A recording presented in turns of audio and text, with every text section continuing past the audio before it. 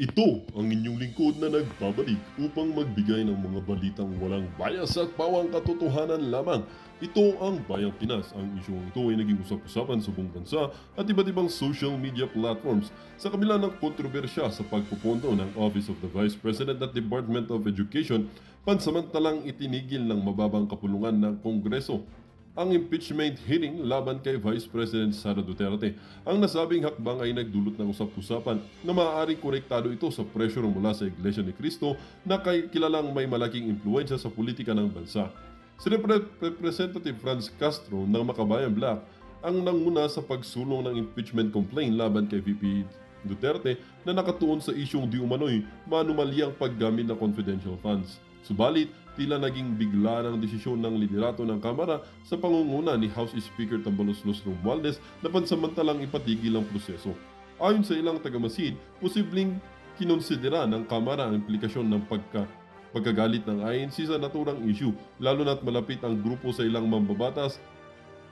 Ang pagpapaliban sa impeachment hearing ay nagdulot ng tanong kung ano ang liderato ng Kamara ay nagiging maingat upang hindi masaktan ang damdamin ng makapangyarihang sekta. Samantala, patuloy na binabatikos ng ilang progresibong grupo ang tila pagiging malambot na mga mambabatas pagdating sa pananagutan ng matataas na opisyal ng gobyerno. Hinihimok nila ang publiko na manatiling mapagbantay sa mga susunod na hakbang ng Kongreso at tiyaking hindi malilihis ang laban para sa transparency at accountability sa pamahalaan. Habang wala pang malinaw na sagot kung muling ipagpapatuloy ang impeachment hearing, malinaw na ang usaping ito ay may malawak na epekto sa politika at relasyon ng mga mambabatas sa malalaking institusyon tulad ng INC. Well, para nga sa kabuang detalye at impormasyon ay panoorin na lamang ang buong video. At salamat na rin sa ating mga solid viewers sa walang sawang pagsuporta. At kung bago ka pa lamang sa ating channel ay syempre, huwag kakalimutang mag-subscribe, pindutin ang notification bell at piliin na rin ang all upang laging maging updated sa mga balitang bago, totoo at walang bias. Dito sa channel ng Bayan, ang Bayang Pinas. Huwag din po kakalimutang mag-iwan ng like at i-share ang ating mga videos. Muli po mga kaibigan, maraming salamat and God bless.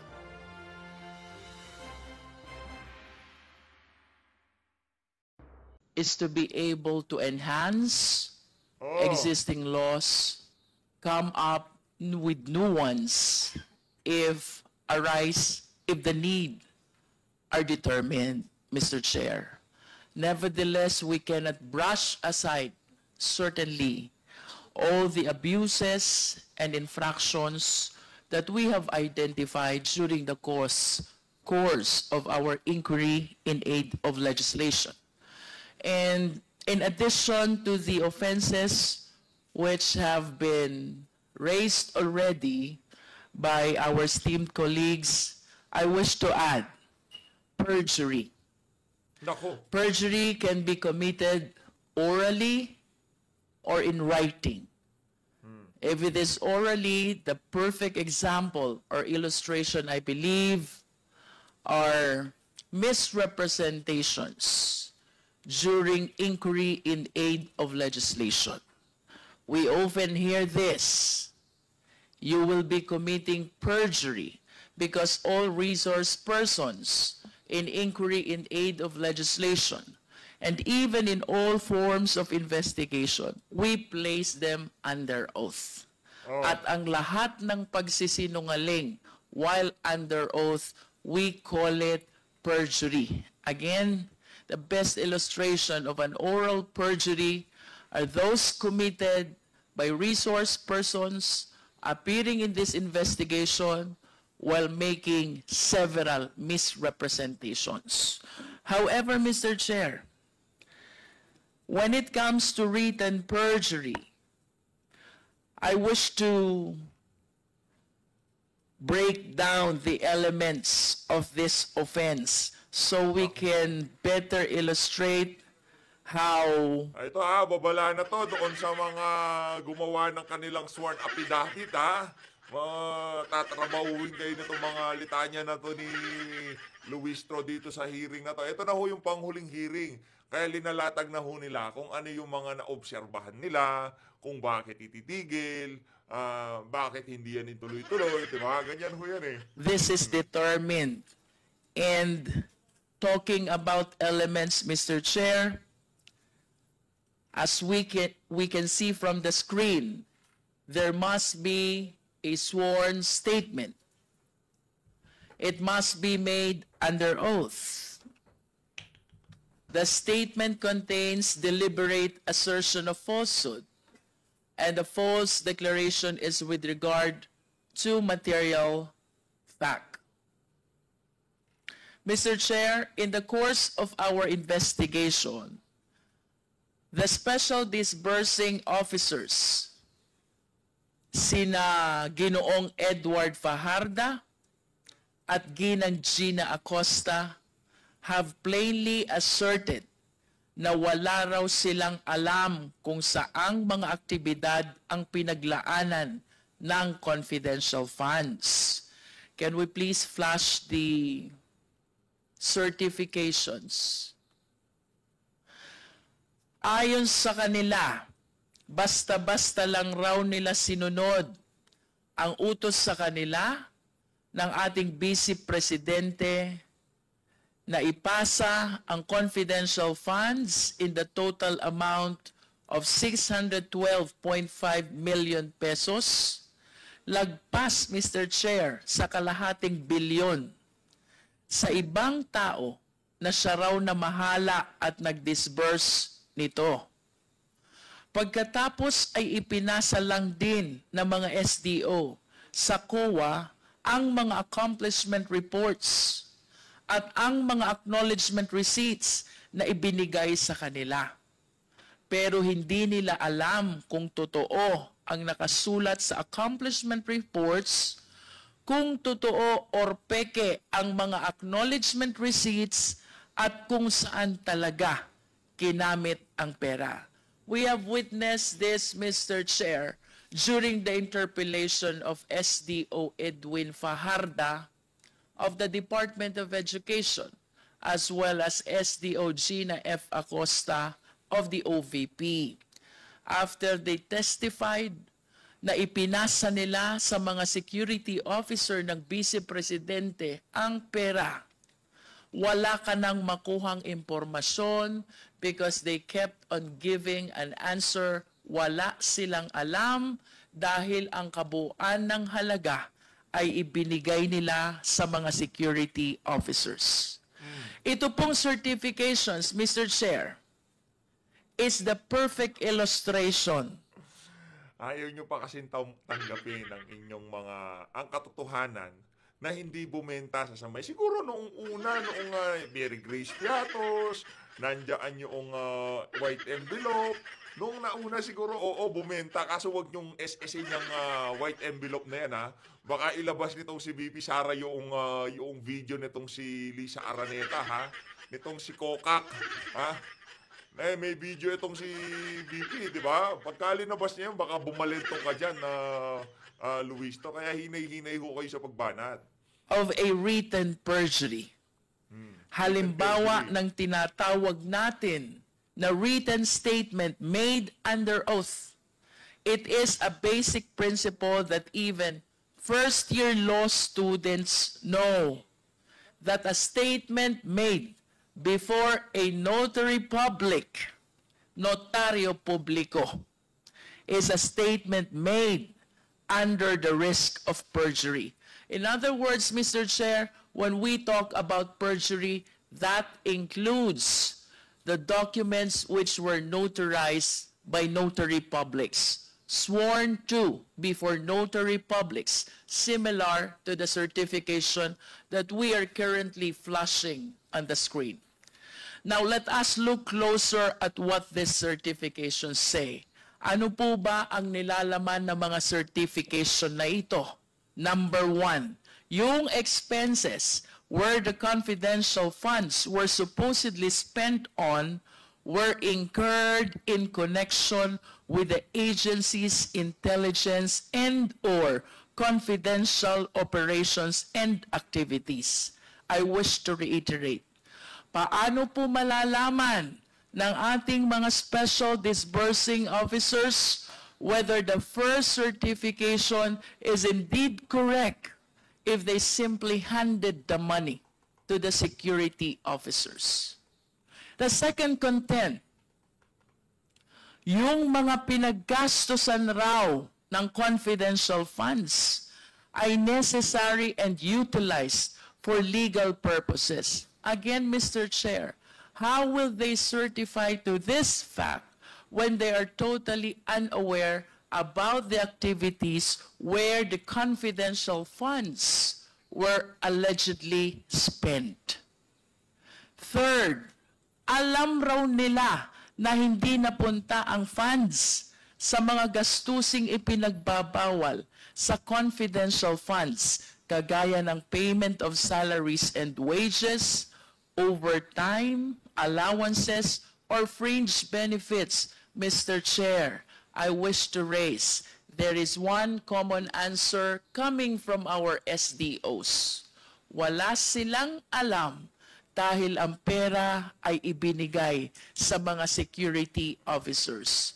Naku Fourth po. certification, any equipment purchased was supposedly relevant to the confidential and or intelligence activities. Mr. Chair, suffice it to say that the SDOs are totally unaware of how the confidential funds were spent, primarily because they were not the one who disbursed the same. E paano po nila patututuhanan ang nilalaman ng mga certifications na ito? Certifications which were sworn to before a notary public. To emphasize, Mr. Chair, and as seen from one of the certifications, which our Secretariat is showing right now, our Vice President and SDO Acosta signed and certified this certification before the notary public, and that is Attorney Abella. Ano po ba ang sabi ng mga SDO? We all learned from the hearing on November 25 that while SDO Acosta did encash the check, according to her, wala po siyang alam kung saan napunta yung confidential funds. Kasi po, Tanga ka ba? Anak ng toko, hindi na nga bebenta yan kasi naiintindihan na ng mga kababayan natin na confidential nga yung pinag-uusapan natin. Kaya kung saan man mapunta yung pera na yan, hindi huni pwedeng malaman. Confidential nga eh. ito ay turn over sa VPSP. Sa buong Pilipinas, naiintindihan na ho ang ibig sabihin ng confi tsaka densyal. Ikaw na lang ata, Luistro, at yung mga kasama mong mga itlog ang hindi nakakaintindihan dyan sa Committee on Bad Government. Mr. Chair, this is totally, if not completely contradictory to the contents of the certification. It's the exact same story for Mr. Fajarda of DepEd, Mr. Chair.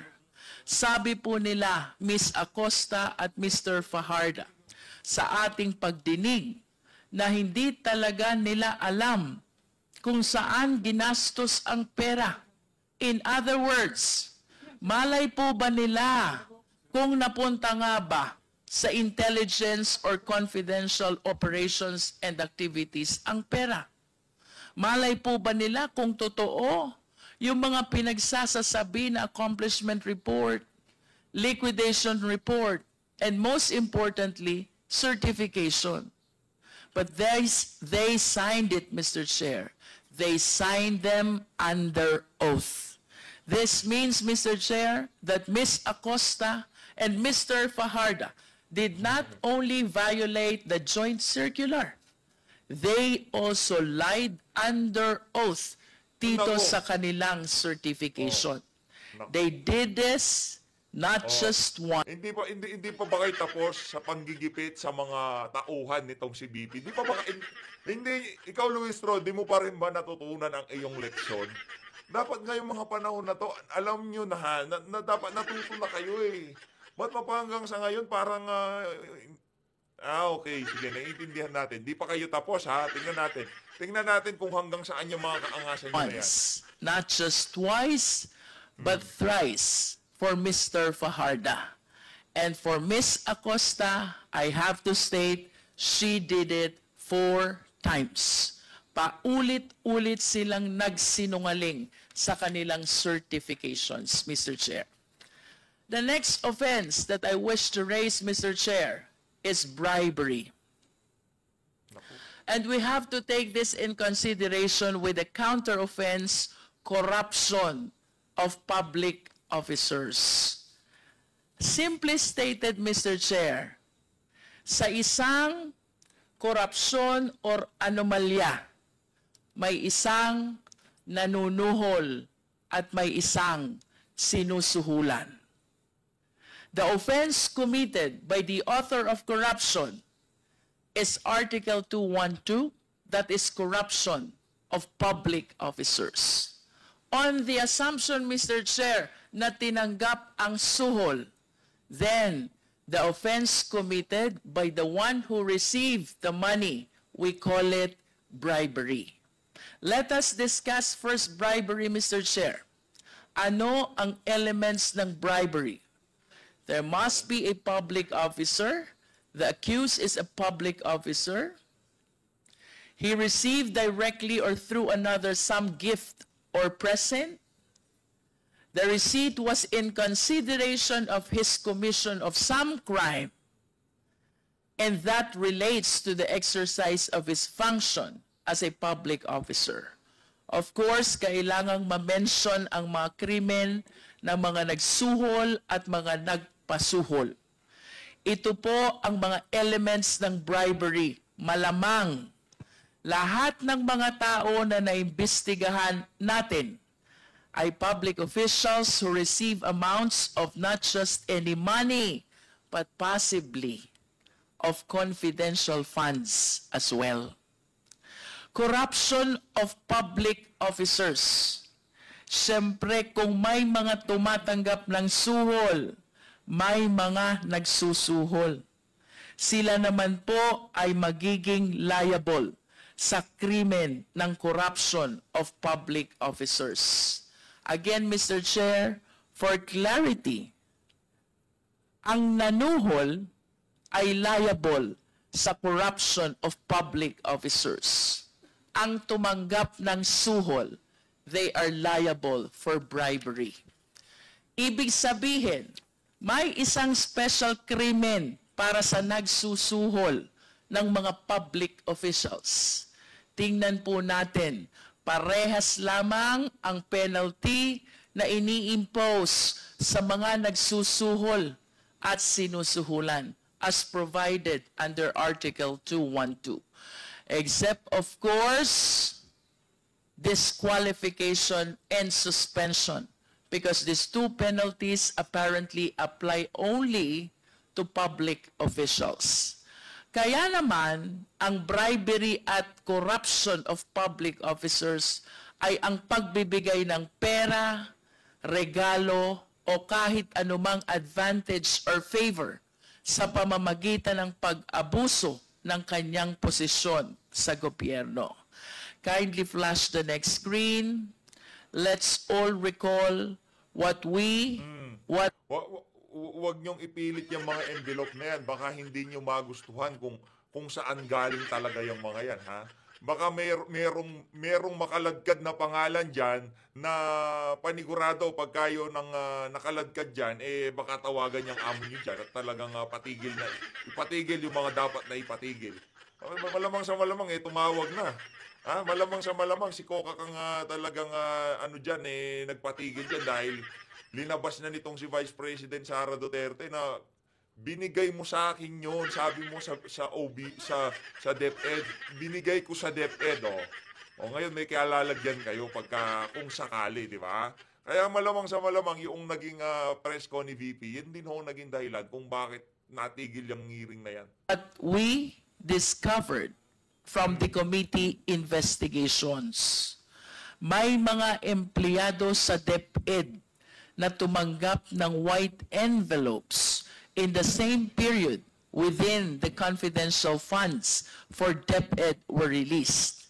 Hindi po ba kahina-hinala yan? And you can see from the screen, OVP executive admits, inamin, handing cash envelopes to DepEd officials. Next slide, please. We may recall, it was former USEC Gloria Mercado who first revealed to us that she received 9 envelopes with 25,000 in a span of 9 months. Ito'y ibinigay ni Sunshine Fajarda, ang mga envelopes kay USEC Mercado, at sinabi na galing ito sa Vice Presidente Sara Duterte. Malinaw na ang ganitong pagkakataon ay hindi normal. Hindi normal na ang boss ay nagbibigay bigla ng sobre na may 25,000 each for 9. Gusto mo malaman kung kanino galing yung laman na sobre? Kung kanino talaga nang galing yung laman na sobre. Baka pagka nalaman natin kung kanino talaga galing yung laman na sobre, magkabali-balen kung kayo dyan sa Committee on Bad Government, di ba? Months to her very own head of procurement. Anyone can easily conclude that this is not merely out of generous heart of VP Duterte, but was precisely given in attempt to influence USEC Mercado, to which she failed to do. And we may recall, Mr. Chair, during our interpellation with USEC Gloria Mercado, she admitted believing that those envelopes were given to her to Wag niyong ipilit, Congressman Luistro, wag niyong ipilit. Panis na ho yung issue. Lumabas si VP Sara dyan, nagpunta si VP Sara, nagpunta yung staff, nagpunta yung di umanong nag-abot dito kay Gloria Mercado na si Madam Solicit. Ayan ho, nagsusilicit ng walang kinalaman yung taong nakalagay ang pangalan doon sa papel. Ayan si Gloria Mercado. Nagpunta doon si BP, nagpunta lahat ng mga tinutukoy niyang pangalan. Bakit hindi niyo siya hinarap kay BP? Para nagkaroon ng komprontahan talaga. At tinanong niyo si BP, tinanong niyo itong si BP, para saan yung sobrang ibinibigay niyo dito kay Gloria Mercado? Bakit hindi niyo tinanong yun? Ano dahilan? Kasi pagka nagkataon, gusto niyo ipakita ko yung video ni Kokak? Kung kanino galing yung perang kinuha nitong si Mercado, para maghalo na ang balat sa tinalupan, di ba? Pero hindi ho nila ginawa yun. Kasi alam nila, may kalalagyan sila. Tuloy. Influence her decision as hope. Next slide, please. It was not a surprise when former Chairman Resty Osayas, this is our second DepEd official, he is the chairman of DepEd Bids and Awards Committee. He admitted, siya rin ay nakatanggap ng sobre na may laman na pera. Huwag niyong ipilit, madam. Masusunog kayo dyan. Baka hindi niyo magustuhan pagka sinabi ni BP at ilinabas niya yung video kung kanino galing. Ito si Luistro parang tanga. Dumating dyan si BP, yung issue na yan, hindi nyo rinis. Hindi nyo tinanong sa kanya. Nandiyan si BP, harapan, nandyan. Bakit hindi nyo kinumpronta? Para saan ho yung sobre, Madam Vice President? Hindi ho nila ginawa yon. Kasi alam nila na itong si BP, merong video na kung saan nagsasalita si Kokak. And another key official in the procurement process of the DepEd. And yet again, another act of corruption plaguing in the DepEd. Wow. Yung nauna, Mr. Chair, USEC Mercado, she was the hope of DepEd. And this time, we have Chairman Resty Osayas, Chairman of DepEd Bids and Awards Committee. Both admitted having received envelopes with money inside. Next slide, please. Of course, sino pong makakalimot sa ating Chief Accountant ng DepEd, Ms. Runa Catalan. Like former USEC Mercado, like Mr. Osayas, Ma'am Catalan received the same number of envelopes containing the same amount of money in the same period of February to September 2023. Again, another key official in the DepEd who necessarily deals with the public funds of the DepEd was blinded by an alleged gift from VP Duterte. But it was later on revealed that she was requested by Sunshine Fajardo, the very person who handed her the envelopes, to sign the liquidation reports without its supporting documents. Again, corruption prevailed. Mr. Chair, in light Ayun na nga ho mga kababayan, ang issue nitong si Luistro, hindi natin maintindihan. Pumunta naman dyan si VP, bakit hindi niyo siya tinanong? Pinapunta niyo, tinanong niyo, kinumpronta niyo, di ba, in aid of legislation kayo? Kaso hindi niyo tinanong Okay na sana, bebenta na sana yung istorya mo Makakaloko na naman sana maniniwala na yung mga kababayan natin. Kaso nung nandyan si VP, ni isang tanong, hindi niyo siya tinanong. Diyan kayo magaling pagka wala si VP. Pero pagka nandyan naman, tikom yung mga bibig nyo. Ito, pakinggan ho natin. Itong si Franz Castro naman. Punta naman ho tayo kay Franz. Would like to recognize Yan, kay Franz ho tayo. Congressman Franz Castro.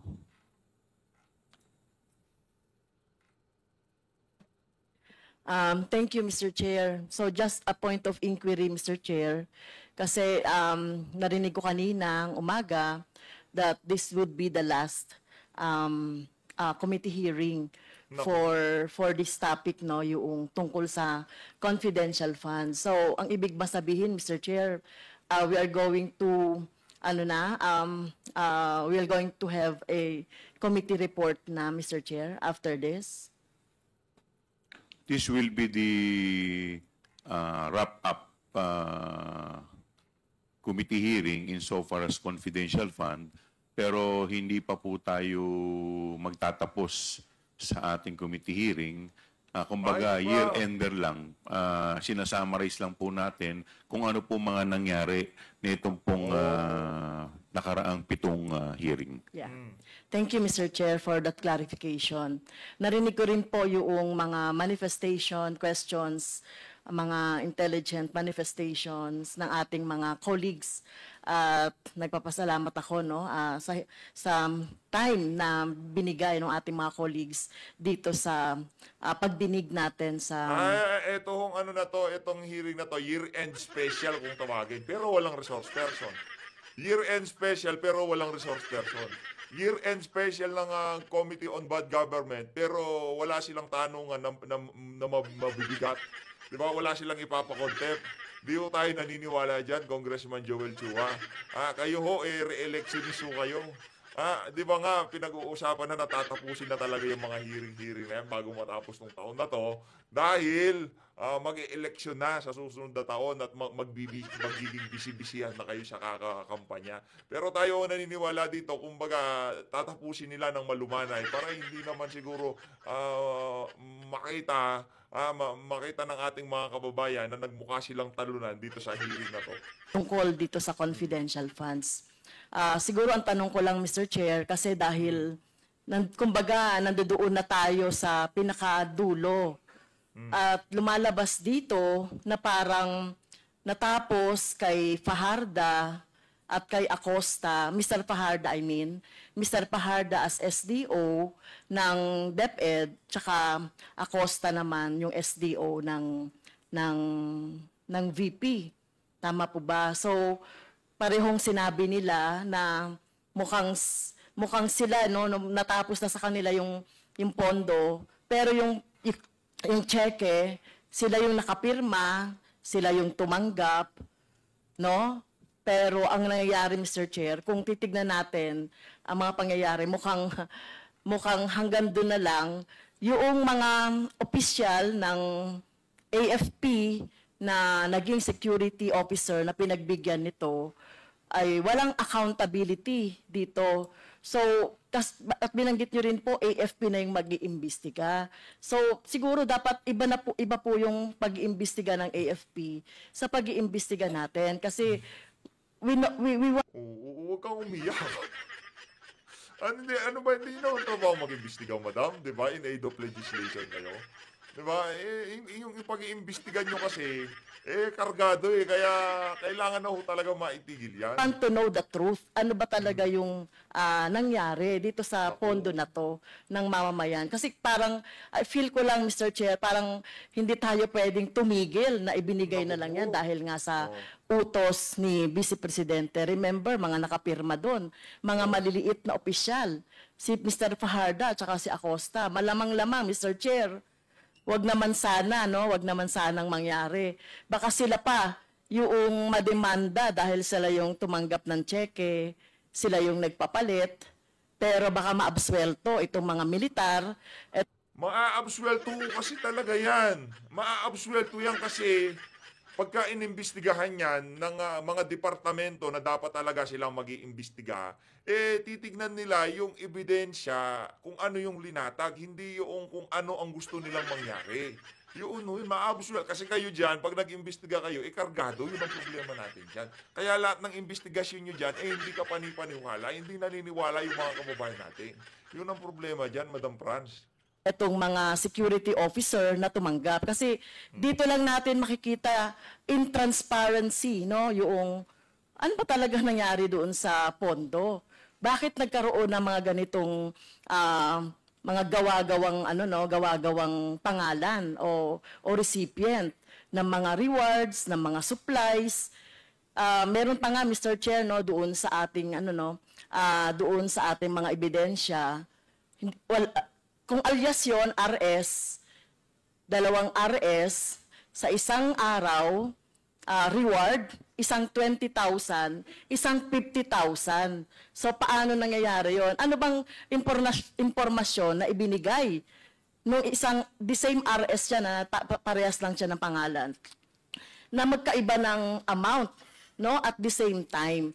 Kaya ito yung dapat na ipaliwanag noong mga militar na tumanggap or pinagbigyan ni Fajarda, Mr. Fajarda, at saka ni Mr. Acosta. Ako lang, Mr. Chair, hindi lang po kasi ako na nasasapatan na ititigil na natin yung investigasyon doon kaugnay nung confidential fund. So, Yan na nga ba sinasabi natin? ano po ba ang dito arrangement? Sila na ba ang sila na ba ang mag-iimbestiga, yung mga AFP? May time frame ba? At paano tayo makakasiguro, Mr. Chair, na magiging fair and with justice yung Remember, Mr. Chair, 600 Magiging fair sila kasi hindi sila mga kargado kagaya nyo. Kayo mga kargado kayo. Meron kayong panibughuin. Meron kayong inggit kay VP. Meron kayong galit kay VP. Kaya hindi magiging kaya magiging bias kayo.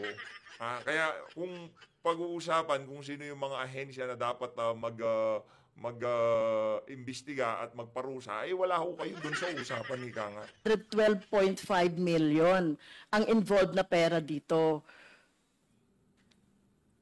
Kasi utos ni Vice President Sara Duterte na ibigay doon sa mga security officer, ginawa naman ng ating mga SDO, ng DepEd at saka ng OVP. Pero kailangan makita natin dito yung pananagutan mismo ni Vice President as siya yung nakalagay po, Mr. Chair, sa JC, sa Joint Circular tungkol sa confidential fund, na the most responsible po doon sa pondo. Kasi baka po, Mr. Chair, natatakot ako na baka ang lahat ng sisi ay mapunta doon sa SDO. Natingin natin, wala talaga silang kumbaga, sa conspiracy kasama sila, accessory lang sila.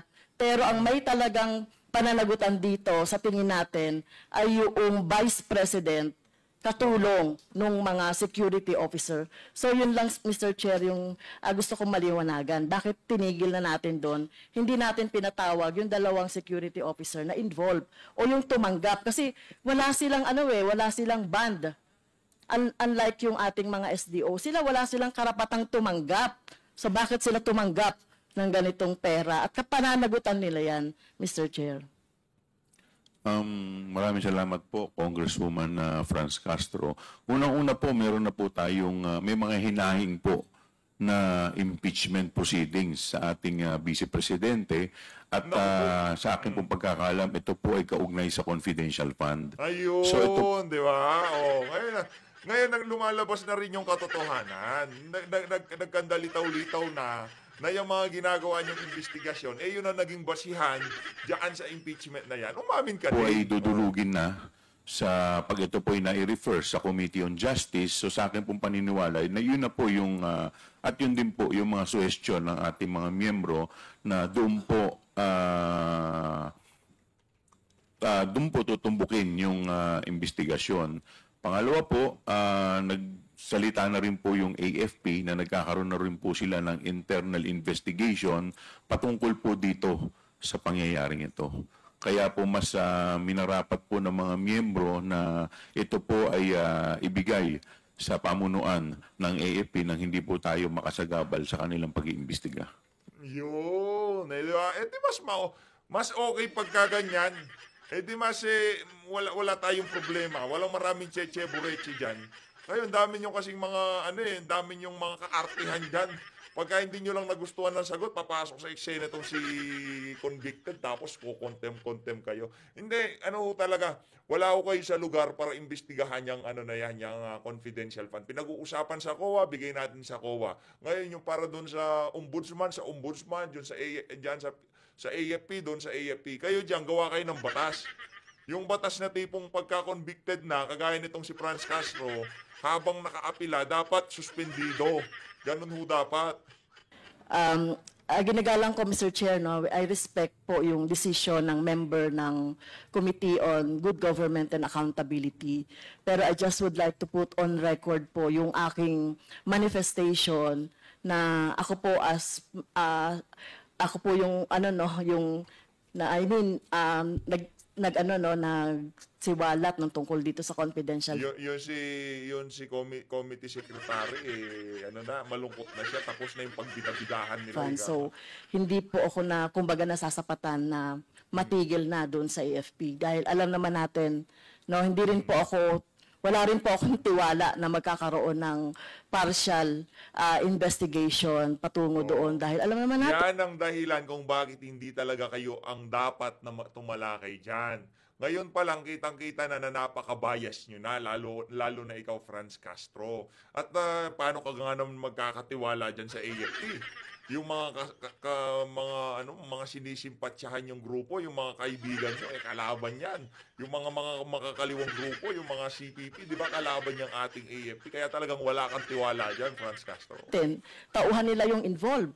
Di ba? Tao nila yung mga involved doon. Nakita naman natin doon sa ating mga investigation na wala namang national security involved. No? Wala namang, ang involved dito, Mr. Chair, ay yung interest, national interest ng taong bayan.